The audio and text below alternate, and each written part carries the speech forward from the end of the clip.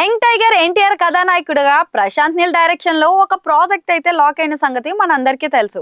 ఇది భారీ action thriller KGF Salar లాంటి రేంజ్ సినిమా యాక్షన్. కానీ బ్యాక్ డ్రాప్ మాత్రం కొత్తగా తీసుకుంటారు. ఫిబ్రవరి నుంచి ఈ సినిమా రెగ్యులర్ షూటింగ్ అయితే మొదలవుతుంది. ప్రస్తుతం ప్రశాంత్ నీల్ ప్రీ ప్రొడక్షన్ పనుల్లో బిజీగా ఉన్నారు. దీనిలో భాగంగా నటీనటుల ఎంపిక పనుల్లో టీం అయితే బిజీగా ఉంది. ఇక ప్రశాంత్ నీల్ సినిమాల్లో విలన్లు ఎలా ఉంటారు అన్నది చెప్పాల్సిన పని లేదు. కేజీఎఫ్ సాలార్ చూస్తే ఆయనలో విలనిజం అన్నది ఎంత కర్కశంగా ఉంటుందో అర్థమవుతుంది. రెండు సినిమాల్లోనూ హీరోలకు ధీటైన విలన్ను ఎంపిక చేసి పెట్టి కథనైతే నడిపించారు. సినిమా సగం సక్సెస్ కాస్టింగ్ ఎంపికలోనే అయిపోతుంది.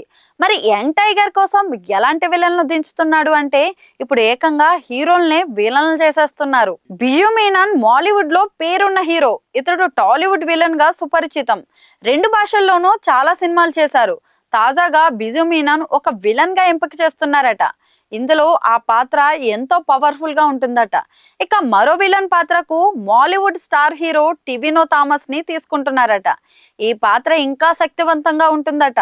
అంటే టివినో థామస్ బిజీ మీనన్ కుమారుడి పాత్రలో కనిపించబోతున్నాడట. బిజు మీనన్ తర్వాత వ్యాపార సామ్రాజ్యాన్ని నడిపించే బాధ్యతలు టివినో థామస్ తీసుకుంటాడని సమాచారం. ఇంకా కొందరు కాలీవుడ్ టాలీవుడ్ నటులు ఇందులో కీలక పాత్రలు పోషిస్తున్నారు. అలాగే ఈ కథని ఒక భాగంగా తీస్తున్నారా, రెండు భాగాలుగా తీస్తున్నారా అన్నది ప్రాజెక్ట్ సెట్స్ కి వెళ్ళిన తర్వాత డిసైడ్ అవుతుంది అన్నది అయితే లీక్ అయింది.